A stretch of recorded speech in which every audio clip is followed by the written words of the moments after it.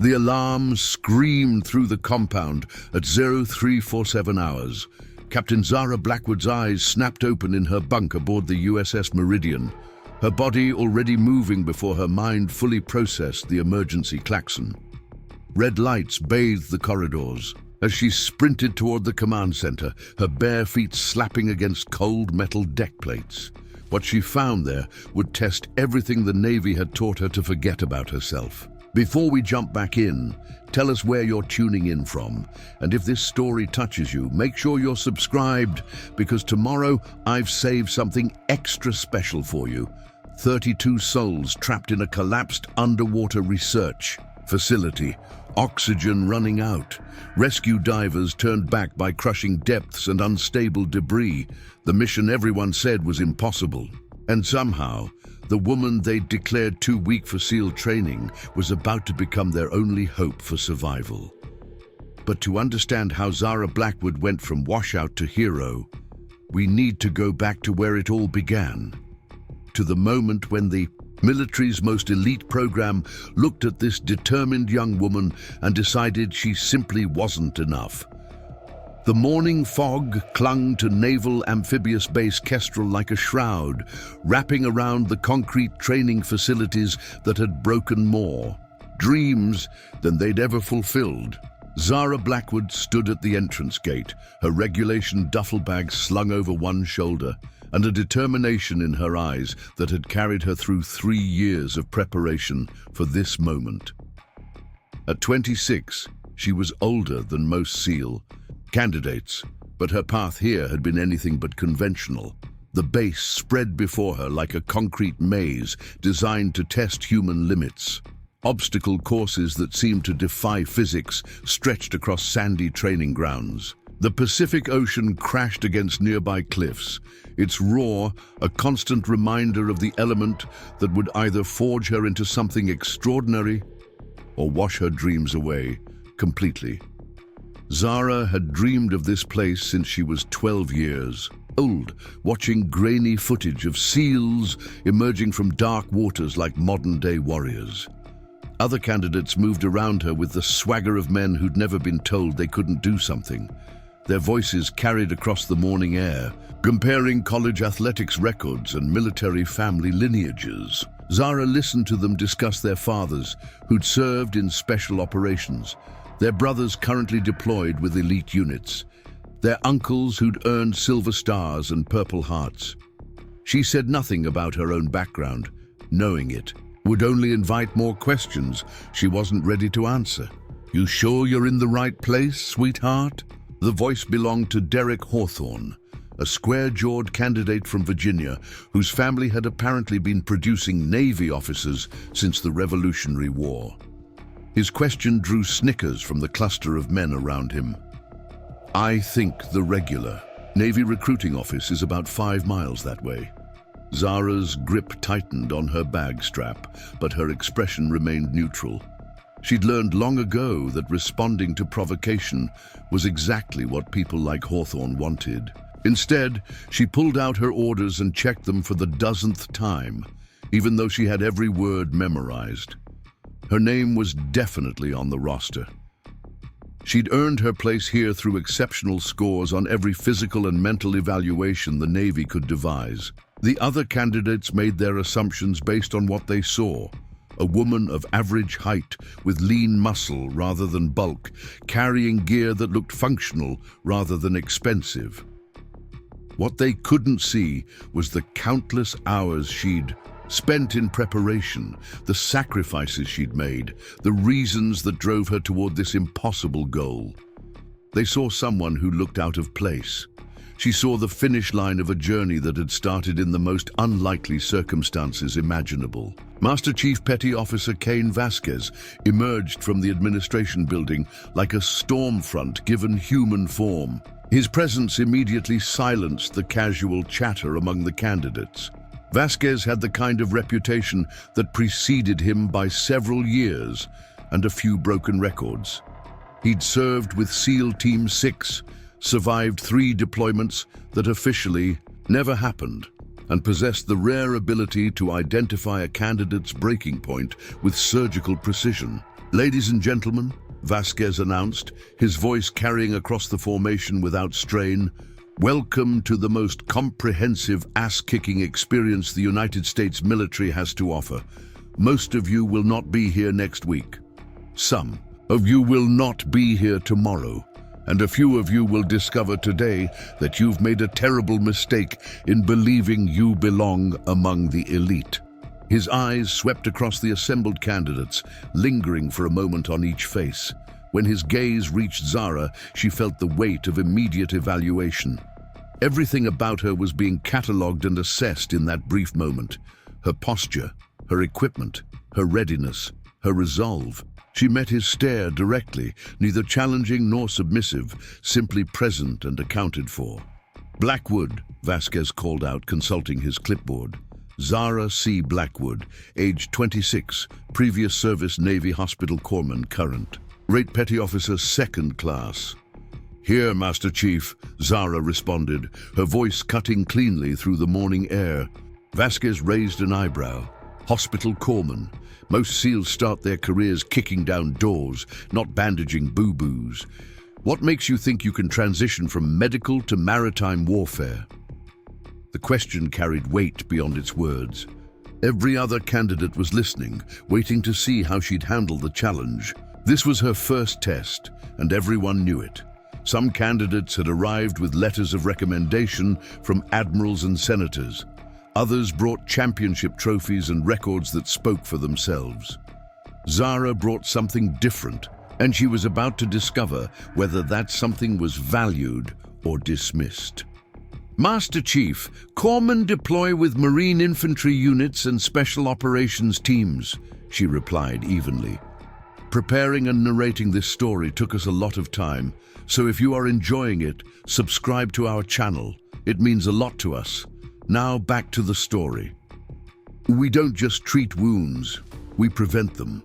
Sometimes that means understanding tactical situations well enough to keep our Marines alive in the first place." Vasquez nodded slowly. "We'll see about that, Petty Officer Blackwood. We'll definitely see about that." The first week of basic underwater demolition SEAL training was designed to separate those who belonged from those who'd simply thought they did. The days began before dawn with physical training that pushed human endurance to its limits. Ocean swims in water so cold it made thinking difficult. Obstacle courses that demanded both individual excellence and team coordination. Academic sessions, covering everything from maritime navigation to explosives handling to advanced combat medicine. Zara found herself in a strange position among her fellow candidates. Her medical background meant she excelled in the academic portions, often finishing. Written examinations before others had completed half the questions. Her years of physical preparation showed in her consistent performance during fitness evaluations. But there was something else, something she couldn't quite identify that seemed to set her apart from the rest of the group. During team exercises, she noticed patterns that others missed. When candidates struggled with equipment failures, she identified root causes and solutions. When training scenarios went sideways, as they were designed to do, she adapted faster than most. But instead of earning respect, these qualities seemed to create distance between her and the other candidates. "There's something off about Blackwood," she overheard Derek Hawthorne telling his bunkmates one evening. "She's always watching, always calculating, like she's studying us instead of training with us." Marcus Chen, a former college wrestler from California, nodded in agreement. "Plus, she never talks about why she's here. Everyone else has a story, a reason. She just shows up and does the work, like it's a job." The truth was more complicated than either of them realized. Zara had learned early in her Navy career that sharing too much personal information often became ammunition for those looking to exploit weakness. Her reasons for pursuing SEAL training were deeply personal, rooted in experiences that had shaped her understanding of what it meant to save lives under impossible circumstances. But explaining those experiences would require revealing parts of herself she wasn't ready to share. The physical challenges escalated daily. Hell Week loomed ahead like a storm system visible on the horizon, still distant, but growing larger. With each passing day, candidates began dropping out with increasing frequency, some citing injuries, others simply acknowledging that the program exceeded their capabilities. Each departure was noted without ceremony, another reminder that SEAL training was as much about eliminating the unsuitable as developing the exceptional. Zara's performance remained consistently strong across all measured categories. Her times in the ocean were competitive with the best swimmers in her class. Her scores on written examinations ranked in the top 5%. Her equipment maintenance was exemplary, her attention to detail noted by instructors. But there was something else being evaluated, something that didn't appear on any official scorecard. The breaking point came during a team exercise designed to test leadership under stress. Candidates were divided into small groups and assigned complex missions that required coordination, communication, and decision-making under pressure. Zara found herself grouped with Derek Hawthorne, Marcus Chen, and two other candidates who'd made their opinions about her presence clear through weeks of subtle exclusion. The mission scenario involved infiltrating a mock enemy facility, gathering intelligence, and extracting without detection. Each team member had specific responsibilities, and success required seamless cooperation. What the candidates didn't know was that the exercise had been designed with built-in complications that would test their ability to adapt when everything went wrong. 15 minutes into the mission, Derek Hawthorne made a critical navigation error that put the team off course and behind schedule. Instead of acknowledging the mistake and adapting, he insisted they continue with the original plan. Marcus Chen argued for a completely different approach that would have abandoned the primary objective in favor of a faster extraction. The team began fragmenting under pressure, each member advocating for different solutions. Zara studied the tactical situation and identified a modified approach that could salvage the mission despite the setbacks. Her solution required redistributing responsibilities and accepting higher risk in exchange for maintaining the primary objective. When she presented the option to her teammates, she was met with immediate resistance. "We don't have time for your complicated theories, Blackwood," Derek snapped. "This isn't a classroom exercise." "The plan will work," Zara replied calmly, "but only if we move now and trust each other to execute." Marcus shook his head. "Easy for you to say. You're not the one who'll catch hell if this goes sideways." The conversation revealed something Zara had suspected but hadn't wanted to acknowledge. Her teammates weren't just questioning her tactical judgment. They were questioning her right to have an opinion at all. The weeks of subtle exclusion had created a dynamic where her contributions were automatically viewed with suspicion, regardless of their merit. The team ultimately chose Derek's approach, which resulted in mission failure and simulated casualties. During the debrief, instructors noted the breakdown in communication and leadership that had led to the unsuccessful outcome. But they also noted something else. In her individual assessment, Zara had correctly identified both the navigation error and a viable solution that could have salvaged the mission. "Interesting tactical analysis, Blackwood," Master Chief Vasquez commented after reviewing her written report. "Your solution might have worked, but SEAL operations aren't theoretical exercises. They're about real people making life and death decisions under pressure. The question isn't whether you can identify the right answer. It's whether you can convince others to follow you when everything's falling apart." Zara felt the weight of the criticism, but also sensed something beneath it. Vasquez wasn't dismissing her capabilities entirely. He was identifying a gap between individual competence and team leadership that would need to be addressed. The problem was that addressing it required opportunities to lead, and those opportunities seemed increasingly unlikely as her relationship with fellow candidates continued to deteriorate. The next several weeks followed a pattern that became depressingly familiar. Zara excelled in individual challenges and demonstrated tactical knowledge that impressed instructors, but team exercises consistently resulted in friction with other candidates who seemed determined to prove that she didn't belong among them. The exclusion became more overt as the pressure of training intensified. During mealtimes, conversations stopped when she approached tables. Training partners requested reassignments when paired with her for extended exercises. Study groups formed around her absence rather than including her participation. The isolation wasn't absolute, but it was comprehensive enough to create a hostile environment that went beyond normal training stress. Master Chief Vasquez observed these dynamics with the calculating gaze of someone who'd seen similar patterns before.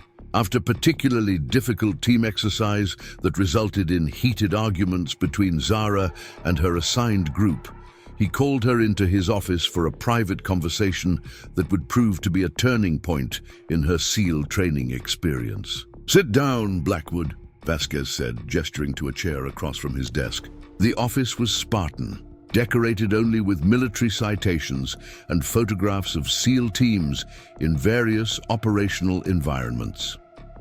"We need to talk about your future in this program." Zara took the offered seat, maintaining the neutral expression. She'd perfected over weeks of navigating hostile social dynamics. She'd been expecting this conversation, but hadn't known when it would come. Every candidate who'd been eliminated had received a similar summons, followed by transfer orders and the crushing weight of failure.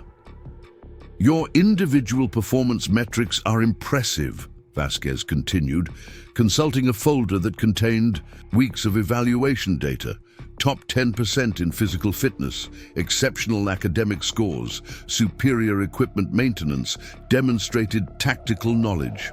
"On paper, you look like exactly the kind of candidate this program is designed to develop."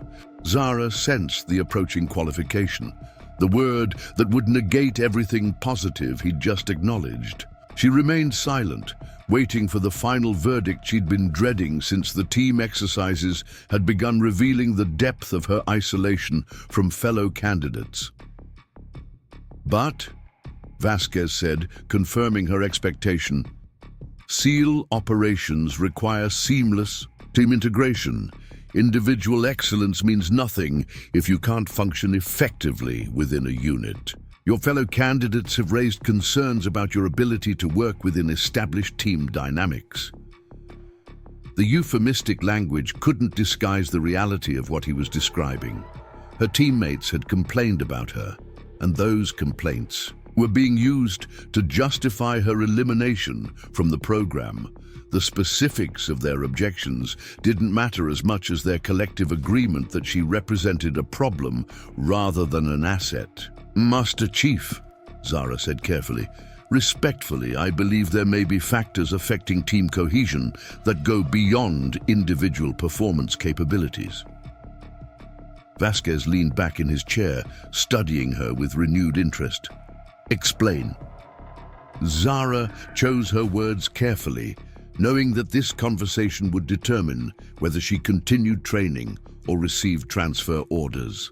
Complaining about discrimination would likely be viewed as making excuses for poor performance, but ignoring the underlying dynamics would mean accepting responsibility for problems she hadn't created. "Sir, effective teams require trust and communication. Those qualities develop over time through shared experiences and mutual respect. Some factors can interfere with that natural development process, creating barriers that prevent effective team integration regardless of individual capabilities." Vasquez nodded slowly. "You're suggesting that external factors are preventing your integration with other candidates?" "I'm suggesting that team dynamics are complex, Master Chief. Individual performance is only one variable in a much larger equation." The conversation continued for another 20 minutes, with Vasquez probing her understanding of team leadership, military culture, and the specific requirements of SEAL operations. Zara answered each question directly, while carefully avoiding any statements that could be interpreted as criticism of her fellow candidates or the training program itself. When the meeting concluded, Vasquez handed her an envelope that contained her immediate future. Transfer orders to Naval Medical Training Command, effective immediately. No option for recycling through a later class. No opportunity to address the team integration issues that had been identified. Just a clean, administrative separation that would preserve the program's reputation while eliminating a candidate who'd proven problematic despite her individual capabilities. "Blackwood," Vasquez said, as she prepared to leave his office, "you have exceptional skills and knowledge that will serve the Navy well in whatever capacity you choose to pursue. This outcome doesn't reflect on your worth as a sailor or as a person. Sometimes the timing just isn't right." Zara stood at attention and delivered a crisp salute. "Thank you for the opportunity, Master Chief. It's been an honor to train with this program." As she walked across the base toward the transportation that would carry her away from her lifelong dream, Zara felt the weight of failure settling around her like a heavy blanket. The other candidates watched her departure with expressions ranging from relief to satisfaction. Derek Hawthorne actually smiled and waved, as if her elimination validated everything he'd believed about her unsuitability for SEAL training. But as the base disappeared behind her, Zara made a silent promise to herself. This wasn't the end of her story, it was just the end of this particular chapter. The skills she'd developed, the knowledge she'd gained, the understanding of human nature she'd acquired through weeks of isolation and hostility would serve her in ways she couldn't yet imagine. She had no way of knowing that 18 months later, those same skills would be the difference between life and death for 32 people trapped beneath the ocean, or that the teammates who'd celebrated her departure would one day acknowledge that their assessment of her capabilities had been catastrophically wrong. The woman they'd declared too weak for SEAL training was about to discover that strength came in many forms, and the most important battles weren't always fought in training. Exercises designed to prove superiority. Sometimes they were fought in dark waters, where individual excellence and unwavering determination were the only tools available for saving lives that everyone else had already given up for lost. The transport vehicle carried her toward an uncertain future. But Zara Blackwood wasn't finished with the Navy, and the Navy definitely wasn't finished with her. Naval Medical Training Command felt like exile disguised as opportunity. Zara Blackwood arrived at the sprawling facility in Portsmouth with her transfer orders and a carefully maintained facade of professional acceptance. The buildings here lacked the aggressive functionality of SEAL training facilities, replaced instead with the sterile efficiency of medical education and research. White corridors stretched endlessly between classrooms where future corpsmen learned to save lives, rather than take them. Commander Sarah Kellison, the officer in charge of advanced medical training, reviewed Zara's file with the practiced eye of someone who'd seen every possible career trajectory the Navy could produce. Former SEAL candidate, exceptional academic, scores, noted for tactical analysis and individual performance. The reasons for her transfer were diplomatically worded, but Kellison had been around long enough to read between the lines. "Petty Officer Blackwood," Commander Kellison said during their initial meeting, "your background is unusual for someone entering advanced medical training. Most corpsmen either stay with basic certification or pursue specialized tracks immediately. You've taken a rather circuitous route to get here." Zara maintained her neutral expression, a skill she'd perfected during the final weeks of SEAL training. "Ma'am, I believe my previous experience will enhance my effectiveness in whatever medical capacity the Navy requires. Kellison studied the young woman across from her desk, noting the controlled posture and carefully measured responses. There was something beneath the surface here, a depth of determination that suggested this transfer wasn't the career setback it appeared to be. We have several advanced training tracks available: emergency medicine, surgical assistance, combat casualty care, underwater medicine research. Any particular area of interest? The question hung in the air for a moment while Zara considered her options. Each track represented a different future, a different way of serving that bore no resemblance to the SEAL career she'd envisioned. But one option caught her attention immediately, offering possibilities she hadn't previously considered. Underwater medicine research, ma'am. I'd like to learn more about that program. Commander Kellison's eyebrows rose slightly.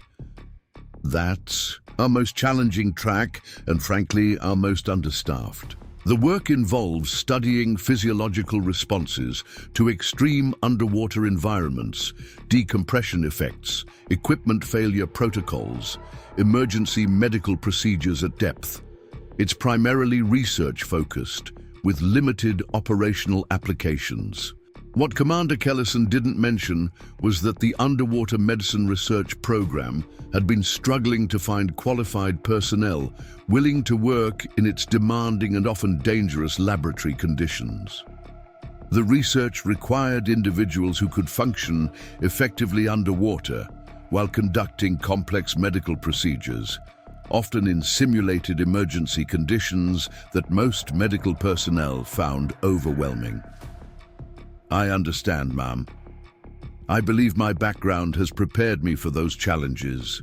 But the underwater medicine research facility occupied an entire wing of the training command, filled with hyperbaric chambers, dive tanks, and sophisticated equipment designed to replicate the physiological stresses of underwater operations. Dr. Marcus Webb, the civilian researcher who directed the program, had spent 15 years studying the intersection of medicine and maritime environments, developing protocols that had saved countless lives in underwater emergencies. "So you're the SEAL washout they're sending me," Dr. Webb said bluntly when Zara reported for her first day of training. His directness was refreshing after weeks of diplomatic language that had obscured rather than clarified her situation. "Good. I can use someone who understands that underwater environments don't care about your feelings or your career plans." The research program proved more demanding than anything Zara had experienced during SEAL training. Where SEAL training had tested physical limits and tactical knowledge, underwater medicine research challenged her understanding of human physiology under extreme conditions. She spent her days learning how the human body responded to pressure changes, oxygen toxicity, nitrogen narcosis, and equipment failures that could prove fatal within minutes. Dr. Webb's approach to training was unorthodox and intensely practical. Rather than relying solely on textbook knowledge, he required his research assistants to experience the conditions they were studying. Zara found herself spending hours in hyperbaric chambers, experiencing firsthand the disorientation and physical stress that accompanied rapid pressure changes. She learned to perform complex medical procedures while wearing diving equipment, maintaining precision and effectiveness despite the cumbersome gear and limited visibility. Most people think underwater medicine is just regular medicine performed in a wet environment, Dr. Webb explained during one of their laboratory sessions. They're wrong. Everything changes underwater. Physiology, physics, psychology, equipment performance. The human body wasn't designed to function at depth.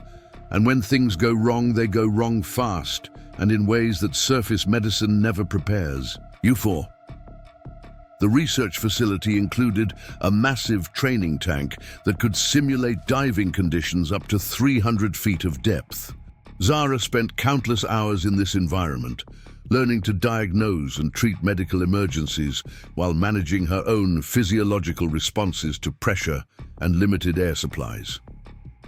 The work was exhausting and sometimes frightening, but it also revealed capabilities she hadn't known she possessed. During one particularly challenging simulation, Zara was required to perform a complex medical procedure on a training mannequin while dealing with simulated equipment failures and deteriorating environmental conditions.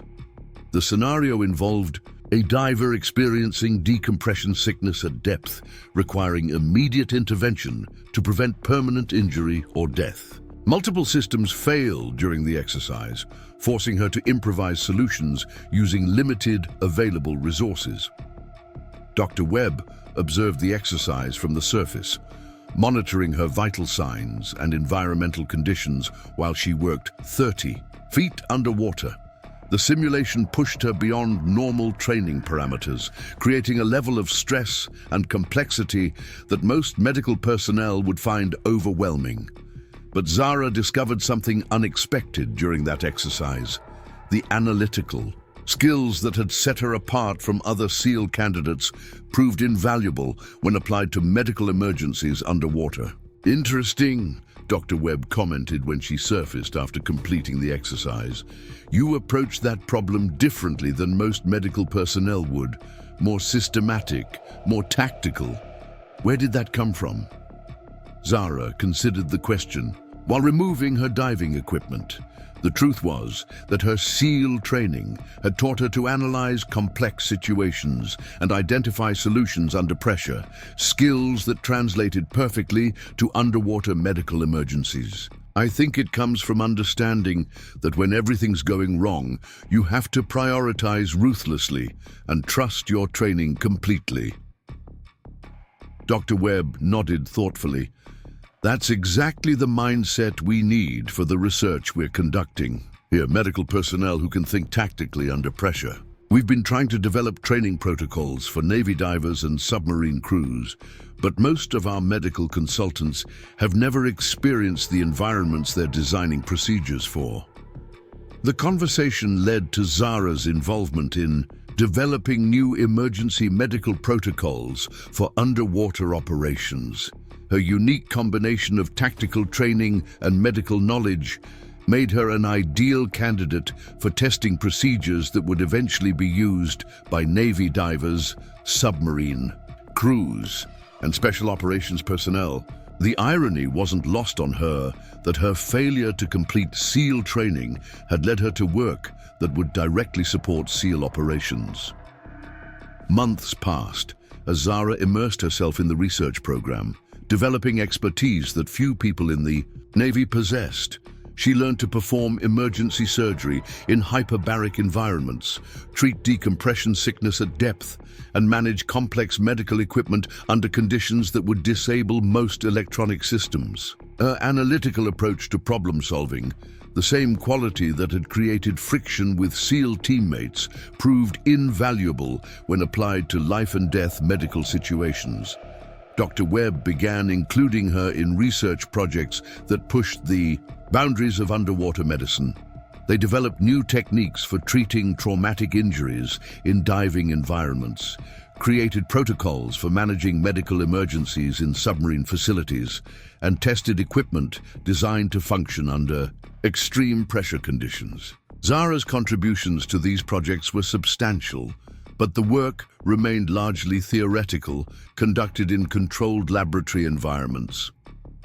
The breakthrough came during a joint training exercise with units from Naval Special Warfare Command. SEAL teams were practicing underwater infiltration techniques that required them to spend extended periods at significant depths, creating physiological stresses that could result in medical emergencies far from any traditional medical support. Dr. Webb's research team had been asked to provide medical oversight for the exercise, ensuring that appropriate emergency protocols were in place. Zara found herself assigned to monitor the exercise from a support vessel, tracking the physiological status of divers and prepared to respond to any medical emergencies that might arise. The irony of providing medical support for the same type of operations she'd been deemed unfit to perform wasn't lost on her, but she focused on the mission requirements rather than personal feelings about her changed circumstances. The exercise involved teams infiltrating a mock enemy facility located on an underwater platform 60 feet beneath the surface. Multiple teams were operating simultaneously, testing their ability to coordinate complex operations while managing the physiological challenges of extended underwater exposure. Everything proceeded normally for the first several hours, with teams completing their objectives and returning to the surface according to schedule. Then something went wrong with Team Charlie. "We've lost contact with Charlie Team," reported Lieutenant Commander Patricia Hayes, the exercise controller. "Last communication was 45 minutes ago when they entered the target facility. They were scheduled to return to surface 15 minutes ago." Zara monitored the communication channels while Dr. Webb coordinated with the exercise safety officers. Multiple attempts to re-establish contact failed, and emergency divers sent to investigate reported finding the target facility sealed and inaccessible. Equipment malfunction had trapped the team inside the underwater structure with no way to communicate with the surface and limited air supplies. "How long can they survive in there?"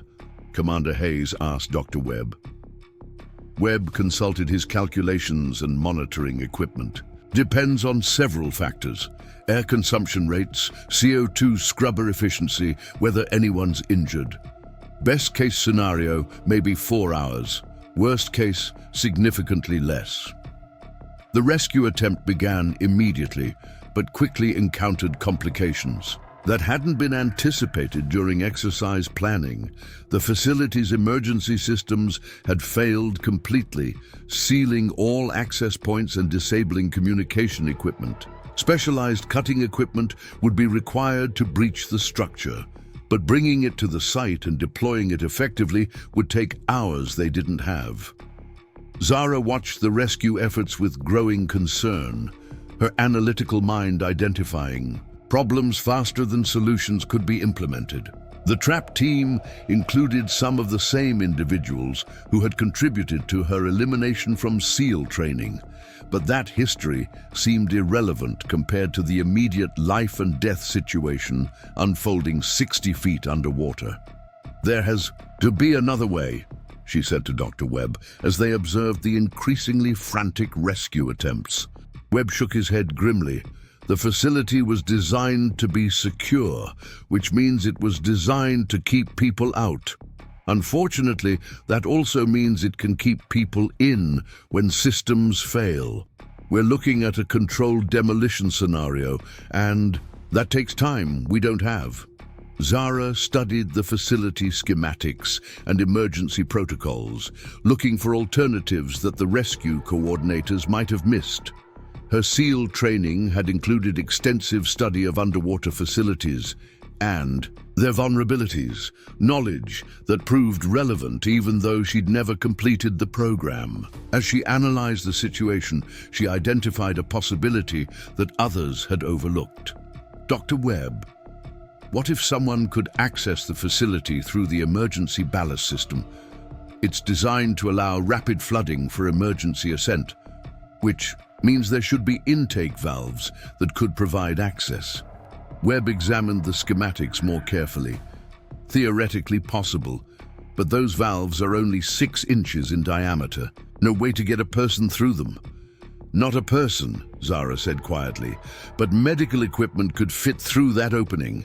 If someone could position emergency air supplies and communication equipment inside the facility, it would buy time for the main rescue effort." The suggestion sparked immediate interest from the rescue coordinators, but also immediate objections. Accessing the emergency ballast system would require someone to descend to the facility, locate the intake valves, and perform complex underwater operations while working alone at depth. The physiological and technical challenges would be extreme.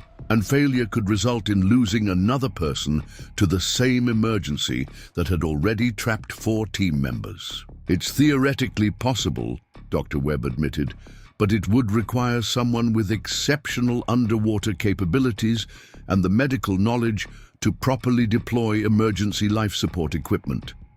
We don't have anyone on site with that combination of skills. Zara looked around the command vessel at the assembled rescue personnel, Navy divers with extensive underwater experience but limited medical training.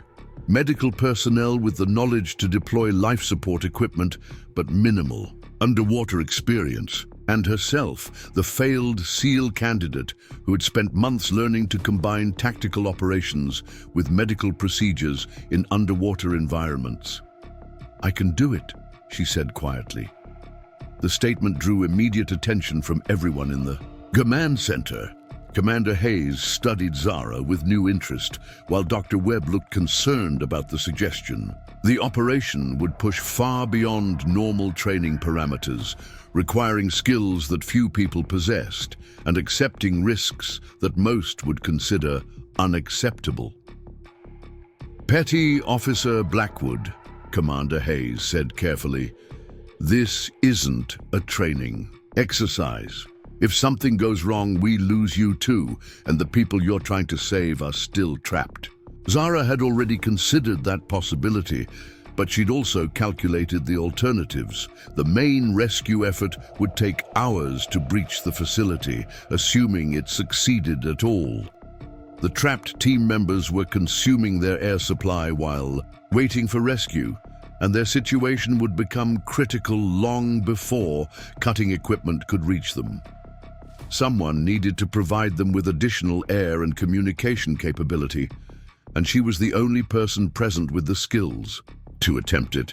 "Ma'am, I understand the risks, but I also understand that without immediate intervention, Team Charlie won't survive long enough for the main rescue effort to reach them." Dr. Webb pulled Zara aside for a private conversation that would determine whether her proposal received approval or was dismissed as too dangerous to attempt. He'd worked with her for months, observing her development and capabilities under controlled conditions. But this operation would test everything she'd learned under circumstances where failure meant death for multiple people. "Zara, what you're proposing is possible, but barely. The emergency ballast system wasn't designed for external access, which means you'll be improvising solutions to problems we can't anticipate. Are you absolutely certain you can handle those conditions?" Zara considered the question carefully. Everything in her training and experience suggested that the operation would be extremely dangerous and potentially impossible. But she also knew that the alternative was watching 4 people die while rescue efforts proceeded too slowly to save them. Her analytical mind had identified a solution that others had missed, and her unique training had prepared her for exactly this type of challenge. "Dr. Webb, I've been preparing for this kind of operation for months, even if I didn't know it. At the time, the combination of skills required is exactly what we've been developing in the research program. This is what the training was for." Webb nodded slowly, recognizing the truth in her statement. The months of underwater medical training had been designed to prepare personnel for exactly these types of emergencies, even though they'd been conducted as research rather than operational preparation. Zara had developed capabilities that few people possessed, and this situation required those exact capabilities. "All right," Webb said finally, "but we do this with full safety protocols and constant monitoring. Any sign that conditions are deteriorating beyond your ability to handle them, and we abort immediately." The rescue operation began within minutes, with Zara donning specialized diving equipment designed for the complex underwater work she'd be performing. The gear included not only standard diving apparatus, but also medical equipment, emergency, air supplies, and communication devices that would need to be deployed inside the trapped facility. Everything had to fit through the 6-inch ballast valve openings, requiring careful planning and precise execution.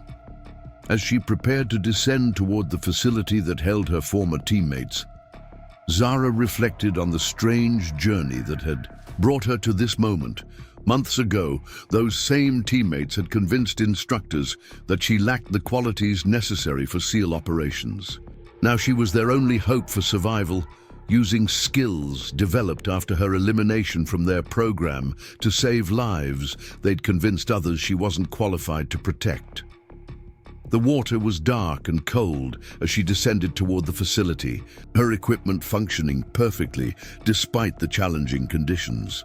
Through her diving mask, she could see the structure looming below, its emergency lights creating an eerie glow in the underwater darkness. Somewhere inside that facility, 4 people were waiting for rescue, unaware that their salvation was coming from the woman they deemed unfit to serve alongside them. The first ballast valve was exactly where the schematics indicated, but accessing it proved more challenging than anticipated. Months of underwater training had prepared her for complex operations at depth, but the specific requirements of this emergency pushed beyond anything she'd previously attempted. Working alone in dark water, while managing multiple pieces of equipment, required focus and precision that left no room for error. As she began the delicate process of accessing the emergency ballast system, Zara discovered that her analytical approach to problem-solving proved invaluable under these extreme conditions. Each challenge required immediate assessment and solution, exactly the type of tactical thinking that had set her apart during SEAL training. The difference was that now she was working alone, without teammates to create friction or question her judgment. The emergency air supplies deployed smoothly through the ballast valve, providing the trapped team with additional oxygen and buying crucial time for the main rescue effort. But the communication equipment proved more problematic, requiring modifications that Zara had to improvise while working underwater at significant depth. The technical challenges tested every skill she'd developed over months of research and training. When the communication link finally activated, the first voice she heard belonged to Derek Hawthorne, the same man who'd questioned her presence during SEAL training and celebrated her elimination from the program. His voice carried relief, gratitude, and something else that sounded like surprise. "Surface Control, this is Charlie Team. We're receiving emergency air supplies and have restored limited communication. Request immediate status update on rescue operations." Commander Hayes responded from the surface, coordinating rescue efforts, while monitoring Zara's progress through her diving equipment telemetry. Charlie Team, emergency air and communication provided by Petty Officer Blackwood. Main rescue effort proceeding, estimated time to facility breach 4 hours. Emergency supplies should sustain your team until rescue completion. The pause that followed suggested that Derek was processing the information about who had provided their emergency lifeline. When he spoke again, his voice carried a different tone entirely. "Blackwood, Zara Blackwood is down there." "Affirmative, Charlie Team. Petty Officer Blackwood accessed your facility through the emergency ballast system and deployed life support equipment. She's currently monitoring your situation and prepared to provide additional support as needed." Zara continued working at depth, deploying additional emergency equipment and ensuring that the trapped team had everything they needed to survive until the main rescue effort could reach them.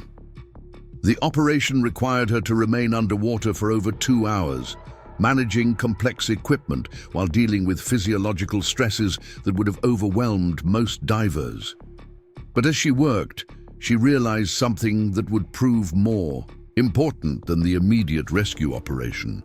The skills that had set her apart from other SEAL candidates, the analytical thinking and methodical approach that had created friction with teammates, were exactly the qualities that made her effective in this type of emergency. Her supposed weaknesses had proven to be strengths when applied to the right situation. The main rescue effort succeeded in breaching the facility after 6 hours of intensive work, extracting all 4 team members safely. They emerged exhausted and grateful, aware that their survival had depended entirely on the emergency support provided by someone they'd never expected to see again. As they were transported to medical facilities for evaluation and treatment, each team member expressed their gratitude to the woman who'd saved their lives. Derek Hawthorne approached Zara as she was securing her diving equipment after the successful rescue. His earlier swagger had been replaced by something resembling humility, and his words carried weight that suggested genuine reflection rather than superficial gratitude. "Blackwood, I owe you an apology. Actually, I owe you a lot more than that. What you did down there, the skills you demonstrated, the risks you took to save our lives, I was wrong about you. We were all wrong about you." Zara looked at the man who had been instrumental in her elimination from SEAL training, recognizing that his apology represented more than just gratitude for the rescue. It acknowledged that their assessment of her capabilities had been fundamentally flawed, based on assumptions rather than understanding. "Derek, we all did what we thought was right at the time. The important thing is that everyone made it home safely." But even as she accepted his apology graciously, Zara understood that something fundamental had changed. The rescue operation had demonstrated capabilities that contradicted everything the SEAL training program had concluded about her suitability for special operations. Her analytical approach and methodical thinking, dismissed as incompatible with team dynamics, had proven essential when lives depended on individual excellence under pressure. Word of the rescue operation spread quickly through Naval Special Warfare Command, generating interest from officers who began questioning whether the SEAL training program was identifying the right candidates and eliminating people who might prove valuable in different circumstances. Zara's combination of tactical thinking and medical expertise had produced results that traditional approaches hadn't achieved. Commander Hayes included detailed analysis of the rescue operation in her official report, noting that Petty Officer Blackwood had demonstrated exceptional capabilities under extreme conditions and suggesting that her skills might be valuable for specialized operations requiring similar combinations of tactical and medical expertise. The report reached senior officers who were already questioning various aspects of special operations training and selection. Dr. Webb recommended Zara for advanced underwater medical training that would qualify her for assignment to specialized units requiring her unique combination of skills. The recommendation carried significant weight, supported by documented evidence of her capabilities under genuine operational conditions rather than training exercises designed to measure different qualities. But the most significant development came from an unexpected source. Captain Elena Rodriguez, commanding officer of a classified Navy unit tasked with underwater rescue and recovery operations, had reviewed the rescue operation reports and identified capabilities that her unit desperately needed. The unit operated in environments where traditional rescue methods proved inadequate, requiring personnel who could combine special operations skills with advanced medical training. "Petty Officer Blackwood," Captain Rodriguez said during a secure communication call, "I'd like to discuss assignment opportunities that might interest you. We have operations requiring exactly the combination of skills you demonstrated during the rescue operation. Are you interested in continuing to develop those capabilities in an operational environment?" Zara listened to the opportunity being presented, recognizing that her career had reached another turning point. The rescue operation had opened doors that traditional career paths wouldn't have provided, offering possibilities she hadn't previously considered. But she also understood that accepting this assignment would mean leaving behind the research, work that had prepared her for the rescue and entering an operational environment where her unique skills would be tested under conditions far more challenging than training exercises. "Ma'am, I'm definitely interested in learning more about those opportunities." The conversation that followed would reshape Zara's understanding of her place in the Navy and set the stage for operations that would test everything she'd learned. About combining tactical thinking with medical expertise under impossible conditions. The woman, who'd been deemed too weak for SEAL training, was about to discover that strength came in many forms, and her particular combination of strengths was exactly what the Navy needed for its most challenging underwater operations.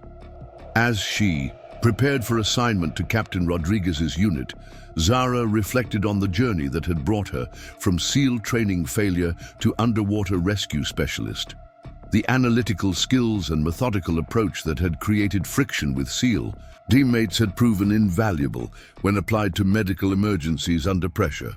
Her supposed inability to integrate with traditional team dynamics had revealed itself as the independence and self-reliance essential for solo operations where mistakes meant death.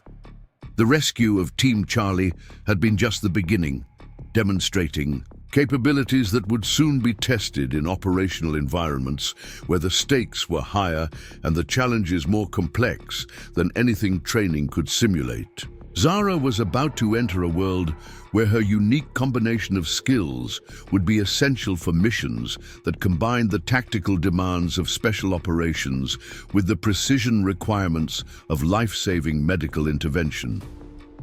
But she still had no idea that her greatest test lay ahead, in waters where 32 lives would depend entirely on her ability to succeed where everyone else had failed, using skills that the SEAL program had dismissed as incompatible with military excellence. The woman they'd called too weak was about to prove that sometimes the strongest person in the room is the one everyone underestimates.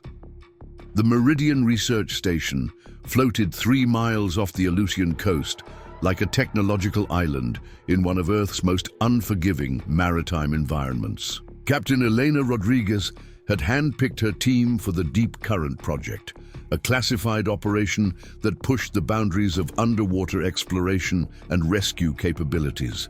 Zara Blackwood had spent 6 months with Rodriguez's unit, developing techniques that combined special operations methodology with advanced medical intervention in environments where traditional rescue approaches proved inadequate. The project involved testing experimental underwater habitats designed to support extended human presence at depths exceeding conventional diving limits. These habitats would eventually house research teams studying deep ocean currents and their impact on global climate systems. But first, they needed to prove that humans could survive and work effectively in pressurized environments that challenged every assumption about underwater operations. Zara's role had evolved from medical support to primary safety officer, responsible for developing emergency protocols that could save lives when conventional rescue methods failed. Her analytical approach to problem-solving had proven invaluable for identifying potential failure modes and creating contingency plans for scenarios that others hadn't considered. The irony wasn't lost on her that the same methodical thinking that had created friction during SEAL training was now considered essential for mission success. The experimental habitat, designated Deep Station Alpha, represented 5 years of engineering development and millions of dollars in research funding. Located 160 feet beneath the surface, the facility was designed to house up to 32 researchers for periods of up to 6 weeks. Advanced life support systems maintained atmospheric pressure and composition, while sophisticated airlocks allowed personnel to enter and exit the habitat without returning to the surface. Lieutenant Commander Jackson Torres, the project's technical director, had briefed Zara extensively on the habitat's systems and potential vulnerabilities.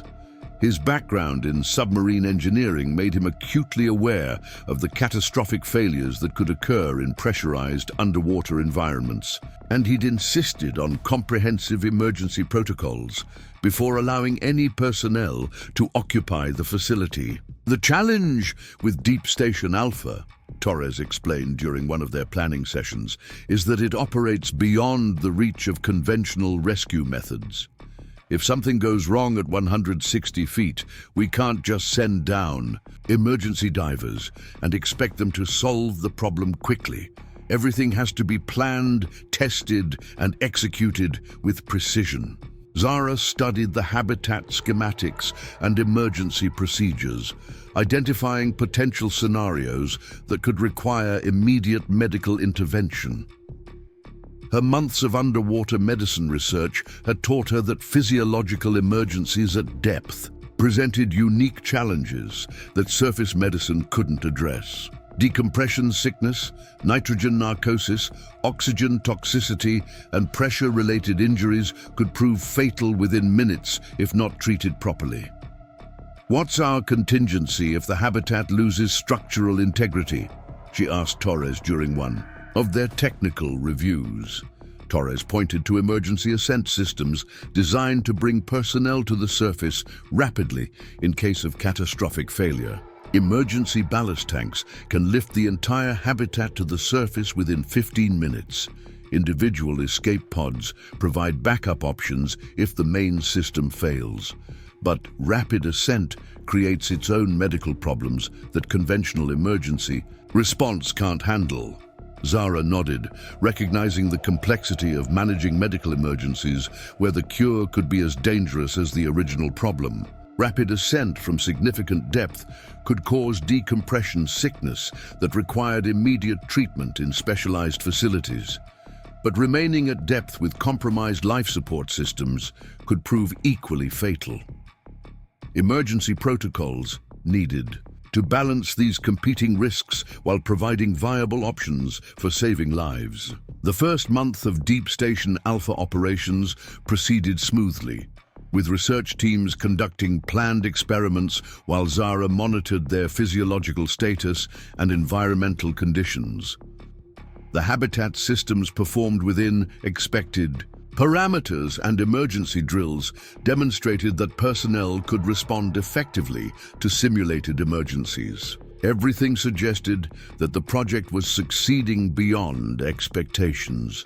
Dr. Patricia Vance, the marine biologist leading the research mission, had assembled a team of 32 scientists and support personnel to conduct comprehensive studies of deep ocean ecosystems. Her team included oceanographers from 3 different countries, marine biologists with decades of research experience, and technical specialists responsible for maintaining the habitat's complex systems. The diversity of expertise created a dynamic research environment that was producing groundbreaking results. The data we're collecting down here will reshape our understanding of deep ocean processes, Dr. Vance explained to Zara during one of her medical checkups. The biological activity at these depths is far more complex than anyone realized. We're discovering species that have never been documented, chemical processes that affect global climate patterns, geological formations that challenge existing theories. Zara appreciated the significance of the research while maintaining her focus on safety protocols and emergency preparedness. Her medical training had taught her that scientific enthusiasm could sometimes override safety considerations, creating risks that weren't immediately obvious to researchers focused on their work. Her job was to ensure that the pursuit of knowledge didn't compromise the safety of the people making it possible. The first indication of trouble came during what should have been a routine equipment maintenance cycle. Deep Station Alpha's life support systems required regular maintenance to ensure optimal performance, but the procedures had been tested extensively and were considered low-risk operations. Zara was monitoring the maintenance from the surface when unusual readings began appearing on her instrumentation. Surface control. "This is Deep Station Alpha," came the voice of Chief Petty Officer Maria Santos, the habitat's technical specialist. "We're showing some irregular readings on the primary atmospheric processor. Nothing critical yet, but worth monitoring." Zara consulted her technical manuals while maintaining communication with the habitat crew. Atmospheric processor irregularities could indicate various problems, from minor sensor malfunctions to significant system failures that could compromise the habitat's life support capabilities. The readings she was observing suggested something more serious than routine maintenance issues. "Deep Station, what specific parameters are showing irregularities?" Zara asked, reviewing the telemetry data streaming from the habitat's monitoring systems. Santos's response carried a note of concern that hadn't been present in her initial report. "Carbon dioxide levels are rising faster than the scrubbers can process. Oxygen concentration is holding steady for now, but if CO2 continues climbing, we'll need to implement emergency protocols." The situation was developing exactly as Zara's emergency scenarios had predicted. Life support system failures at depth created cascading problems that could quickly overwhelm backup systems and emergency protocols. High carbon dioxide levels would cause confusion and impaired judgment among the habitat crew, making it difficult for them to implement effective responses to the emergency. Captain Rodriguez joined Zara in the Surface Control Center as the situation continued developing. Her experience with underwater emergencies had taught her to recognize the signs of problems that could escalate beyond controllable limits. The readings from Deep Station Alpha suggested they were approaching that threshold. "Options?" Rodriguez asked, studying the telemetry data and emergency response protocols. Zara had been calculating possibilities since the first irregular readings appeared. Emergency ascent would bring the habitat to the surface quickly, but could cause decompression injuries among personnel who hadn't been properly prepared for rapid pressure changes. Keeping the habitat at depth while attempting repairs would buy time, but risked carbon dioxide poisoning if the life support problems couldn't be resolved quickly. "Emergency ascent is possible, but dangerous," Zara replied. 32 people, ascending rapidly from 160 feet without proper decompression protocols, could result in multiple casualties from decompression sickness. But staying at depth with failing life support systems could result in carbon dioxide poisoning or oxygen depletion. Rodriguez studied the schematics and emergency procedures while monitoring the continuing deterioration of conditions inside the habitat. The decision she made would determine whether the emergency resulted in successful rescue or catastrophic failure with multiple casualties. Both options carried significant risks that could prove fatal if not executed perfectly. "What do you recommend?" Rodriguez asked, recognizing that Zara's combination of medical knowledge and underwater expertise made her the most qualified person to assess the competing risks. Zara had been preparing for exactly this type of decision during months of emergency planning and protocol development. Her analytical approach to problem-solving had identified scenarios where conventional emergency responses would prove inadequate, requiring innovative solutions that combined multiple rescue techniques. This situation matched those scenarios perfectly. "I recommend controlled ascent with staged decompression and immediate medical intervention," she said. "Bring the habitat up slowly enough to minimize decompression injuries while providing emergency medical support for anyone who develops problems during the ascent. It's more complex than emergency ascent, but it reduces the risk of multiple casualties." The procedure Zara was proposing had never been attempted with a habitat of Deep Station Alpha's size and complexity. It required precise coordination between surface support teams and habitat personnel while managing life support systems that were already operating beyond normal parameters. Failure could result in the worst of both scenarios, with personnel suffering from both carbon dioxide poisoning and decompression sickness. How long for controlled ascent? Rodriguez asked, calculating the time available before conditions inside the habitat became critical. Zara consulted her decompression tables and ascent protocols. 90 minutes for safe ascent with staged decompression stops, but we'll need to deploy emergency medical support to the habitat during ascent to treat anyone who develops problems before reaching the surface. The plan Rodriguez was considering required someone to descend to the habitat and provide emergency medical support during the ascent process. The operation would be complex and dangerous, requiring underwater medical capabilities that few people possessed. But it offered the best chance of bringing all 32 personnel to the surface safely. Who can handle the underwater medical support?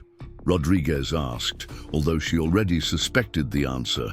Zara had been preparing for this possibility since joining Rodriguez's unit. Her months of underwater medicine research and operational experience had developed exactly the capabilities required for this type of emergency. The irony that her SEAL training failure had led to expertise that could save the lives of 32 people wasn't lost on her. "I can handle it, ma'am. My equipment is ready, and I've trained for exactly this type of operation." Rodriguez studied Zara for a moment, recognizing the significance of what she was volunteering to do.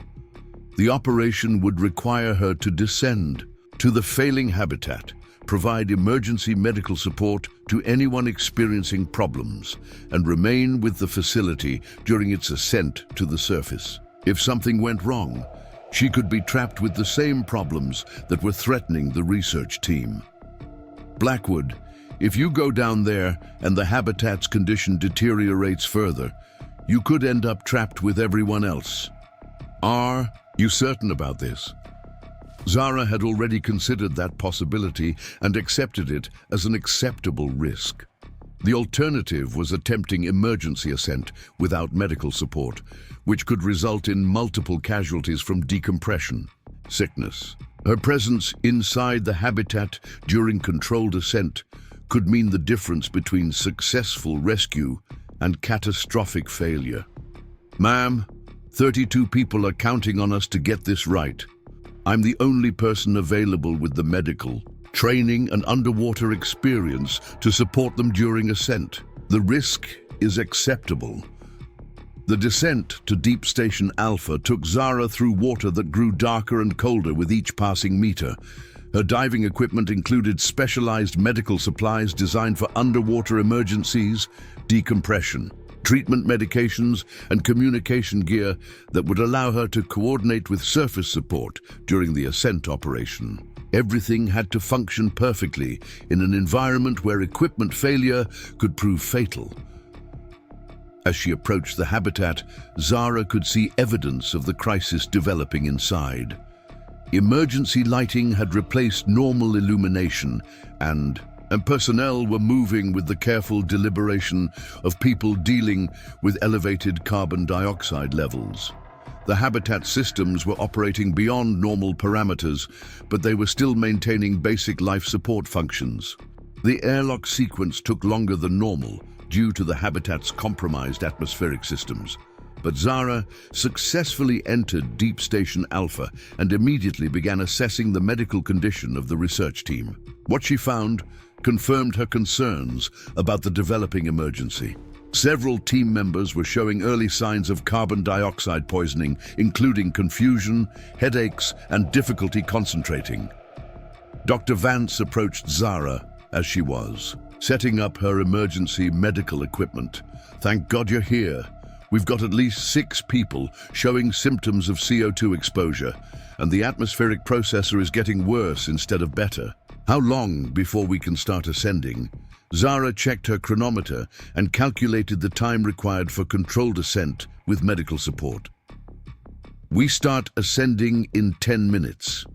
I need to evaluate everyone with symptoms and prepare them. For decompression, anyone who's showing signs of CO2 poisoning will need careful monitoring during ascent to prevent complications." The next hour tested every skill Zara had developed during her months of underwater medicine training. She moved through the habitat evaluating personnel, providing emergency treatment for carbon dioxide exposure, and preparing everyone for the complex ascent procedure that would bring them safely to the surface. The confined environment and deteriorating atmospheric conditions made every task more difficult than it would have been under normal circumstances. Chief Santos provided technical updates while Zara worked on medical preparations. Atmospheric. Processor is completely offline now. We're running on backup scrubbers, but they won't last much longer. How soon can we start moving? Zara finished evaluating the last team member with symptoms and began preparing her emergency medical supplies for the ascent operation. We start ascending now. Everyone with CO2 symptoms needs to stay close to me during the ascent. If anyone develops decompression problems, I'll need immediate notification. The controlled ascent began with Deep Station Alpha rising slowly through the dark water while Zara monitored the medical condition of everyone inside. The habitat's backup.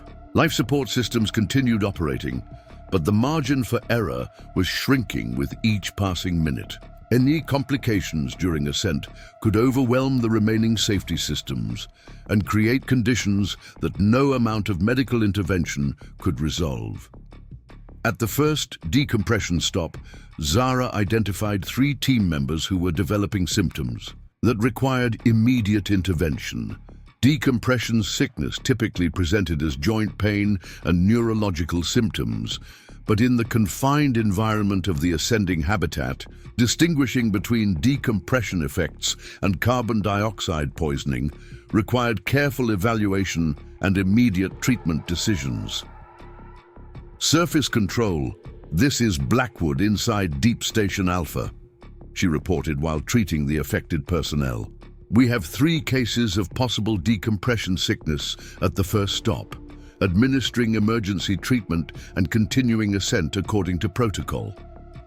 Captain Rodriguez monitored the ascent from surface control while coordinating emergency medical support that would be waiting when the habitat reached the surface. Hyperbaric treatment facilities were being prepared to handle multiple casualties, but the success of the entire operation depended on Zara's ability to keep everyone stable during the remaining ascent time. The second decompression stop brought new challenges as more team members began showing symptoms of both carbon dioxide exposure and pressure-related problems. Zara found herself treating conditions that textbooks described as mutually exclusive, managing medical emergencies that required different approaches while working in an environment that compromised her ability to provide optimal care. Dr. Vance, despite showing symptoms of CO2 exposure herself, assisted Zara with medical procedures while providing information about team members' pre-existing conditions and medication allergies. Martinez has a history of respiratory problems that could complicate decompression. Thompson is diabetic, which might affect his response to pressure changes. Zara incorporated this information into her treatment decisions while managing increasingly complex medical situations. The combination of her tactical training and medical expertise proved essential for prioritizing care and making rapid decisions about treatment protocols. Every choice she made affected multiple people simultaneously, and there was no opportunity to reconsider decisions once they were implemented. The final ascent phase brought Deep Station Alpha toward the surface, while Zara dealt with the most critical medical emergencies she'd ever encountered. 2 team members had developed severe decompression sickness that required aggressive treatment, while several others were suffering from carbon dioxide poisoning that could cause permanent neurological damage if not resolved quickly. Surface control, we're approaching final ascent phase, Zara reported, while managing multiple medical interventions simultaneously. 2 critical cases of decompression sickness, 4 cases of severe CO2 poisoning, 6 cases requiring monitoring, but stable. Request immediate medevac to hyperbaric facilities. Kestrel. The habitat broke the surface after 97 minutes of controlled ascent, its emergency systems finally failing completely as it reached normal atmospheric pressure. But Zara's medical interventions during the ascent had prevented the catastrophic casualties that emergency ascent would have caused. Every team member was alive, and most were in stable condition despite the complex medical problems they'd experienced. Emergency medical teams swarmed over Deep Station Alpha as soon as it reached the surface, taking custody of the most seriously affected personnel and transporting them to specialized treatment facilities. Zara coordinated the medical evacuations, while ensuring that everyone received appropriate care for their specific conditions. The complexity of managing 32 different medical situations simultaneously had tested every skill she possessed. Dr. Vance, despite requiring treatment for carbon dioxide exposure, sought out Zara before being transported to the medical facility. What you did down there, the decisions you made, the care you provided, you saved all of us. I don't know how you managed so many different medical problems while dealing with those conditions. Zara secured her medical equipment while considering the question. The truth was that her analytical approach to problem solving had allowed her to prioritize care and manage multiple emergencies simultaneously. The same methodical thinking that had created friction during SEAL training had proven essential for making life and death medical decisions under extreme pressure. Dr. Vance, it wasn't any single decision that made the difference. It was having protocols and training that prepared me for these types of complications. Every scenario we'd planned for contributed to the overall response. Captain Rodriguez debriefed Zara extensively over the following days, analyzing every aspect of the emergency response and rescue operation. The successful recovery of all 32 personnel from Deep Station Alpha had demonstrated capabilities that few people possessed, combining special operations skills with advanced medical training in ways that traditional emergency response couldn't achieve. Blackwood, what you accomplished during that operation goes beyond exceptional performance, Rodriguez said during their final debrief session. You managed medical emergencies that should have resulted in multiple casualties, and you did it, while operating in conditions that would have overwhelmed most medical personnel. Where did that level of capability come from? Zara considered the question carefully, recognizing that her answer would influence future assignments and opportunities. Her journey from SEAL training failure to underwater rescue specialist had been unconventional, but it had developed exactly the combination of skills that the emergency had required. Ma'am, I think it came from learning to combine tactical thinking with medical expertise, the analytical approach that helps identify solutions under pressure, combined with the medical knowledge to implement those solutions effectively. Both elements were necessary for managing the complexity of what happened down there. Rodriguez nodded thoughtfully. That's exactly the combination we need for the operations this unit conducts. I'm recommending you for advanced training that will develop those capabilities further and qualify you for assignment to our most challenging missions. The recommendation led to opportunities that Zara had never imagined when she'd been eliminated. From SEAL training, specialized courses in underwater rescue medicine, advanced tactical medical training, and assignment to operations that required her unique combination of skills. The woman who'd been deemed too weak for SEAL training had become an essential asset for missions that combined special operations methodology with life-saving medical intervention. Word of the Deep Station Alpha rescue spread through Naval Special Warfare Command, generating interest from officers who recognized the implications of what Zara had accomplished. Her ability to save 32 lives during a complex underwater emergency demonstrated capabilities that traditional training programs weren't developing. Senior officers began questioning whether special operations selection was identifying the right candidates and eliminating people who might prove valuable in different roles.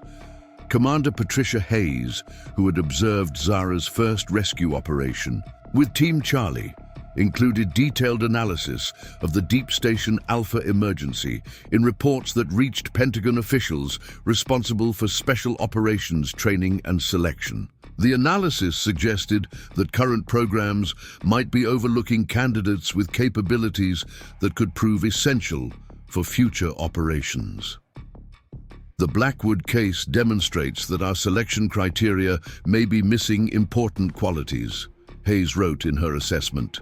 Her analytical approach and methodical thinking, initially viewed as incompatible with team dynamics, proved essential for managing complex emergencies that required individual excellence under extreme pressure. We may need to reconsider how we identify and develop these capabilities. The report contributed to broader discussions about special operations training that were already underway at senior levels. The changing nature of military operations required personnel with diverse capabilities, and traditional selection methods might be eliminating candidates who could contribute to mission success in ways that hadn't been previously recognized. Derek Hawthorne, now serving with a SEAL team in the Pacific, had followed news of Zara's accomplishments with growing recognition that his assessment of her capabilities had been fundamentally wrong. His team had recently completed operations that would have benefited from exactly the type of analytical thinking and medical expertise she had demonstrated. "You know what's crazy?" he said to Marcus Chen during a conversation about their former teammate. "We spent weeks trying to prove she didn't belong with us, but she's ended up doing exactly the kind of work we thought she wasn't qualified for, just in a different context that required different skills." Marcus nodded thoughtfully. "Makes you wonder how many other people we've misjudged because they didn't fit our assumptions about what special operations personnel should look like." The conversation reflected broader recognition within the special operations community that diversity of capabilities and approaches could enhance mission effectiveness rather than compromise it. Zara's success had demonstrated that strength came in many forms, and the most important battles weren't always fought using traditional methods. Dr. Webb, still directing underwater medicine research, had incorporated Zara's emergency protocols into training programs that would prepare future personnel for similar challenges. Her techniques for managing medical emergencies during controlled ascent had become standard procedures for underwater rescue operations, potentially saving countless lives in future emergencies. What Zara developed during the Deep Station Alpha rescue represents a breakthrough in underwater emergency medicine, Webb explained to his research team. She demonstrated that complex medical problems could be managed effectively in environments where traditional approaches would fail. Her methods are now being taught to emergency response teams worldwide. The protocols Zara had developed were being implemented by Navy diving units, submarine rescue teams, and civilian underwater rescue organizations. Her combination of tactical thinking and medical expertise had produced innovations that enhanced safety for anyone working in underwater environments. The woman who'd been eliminated from SEAL training had ended up contributing to special operations capabilities in ways that traditional career paths wouldn't have achieved. 6 months after the Deep Station Alpha rescue, Zara received orders for assignment to a joint task force conducting underwater rescue operations in environments where conventional methods proved inadequate. The assignment represented the culmination of her journey from failed SEAL candidate to specialized rescue expert, utilizing skills that few people possessed for missions that saved lives others had given up for lost. As she prepared for her new assignment, Zara reflected on the path that had brought her from the humiliation of SEAL training failure to recognition as one of the Navy's most capable underwater rescue specialists. The analytical thinking and methodical approach that had created friction with SEAL teammates had proven invaluable when applied to life-and-death medical situations under extreme pressure. The irony wasn't lost on her that the qualities that had been viewed as weaknesses during SEAL training had become her greatest strengths in operational environments, where individual excellence and analytical thinking were essential for mission success. Her failure to integrate with traditional team dynamics had revealed itself as the independence and self-reliance necessary for solo operations, where mistakes meant death for multiple people. Captain Rodriguez had been right when she'd identified Zara's unique combination of capabilities as exactly what the Navy needed for its most challenging underwater operations. The woman they'd called too weak for SEAL training had proven that strength came in many forms, and sometimes the most important. Victories were won by people who approached problems differently rather than those who fit traditional expectations. The Deep Station Alpha rescue had saved 32 lives and demonstrated that innovation and analytical thinking could overcome challenges that conventional approaches couldn't address. Zara's success had opened doors for other personnel with non-traditional backgrounds, encouraging the military to recognize diverse capabilities and develop them for operational use. As she boarded the transport that would carry her to her new assignment, Zara carried with her the knowledge that her greatest achievements had come not from conforming to other people's expectations, but from applying her unique capabilities to situations where they proved essential. The woman who'd been rejected for being too weak had become exactly the kind of specialist the Navy needed for missions where strength was measured in lives saved rather than obstacles overcome. Up next, you've got 2 more standout stories right on your screen. If this one hit the mark, you won't want to pass these up. Just click and check them out.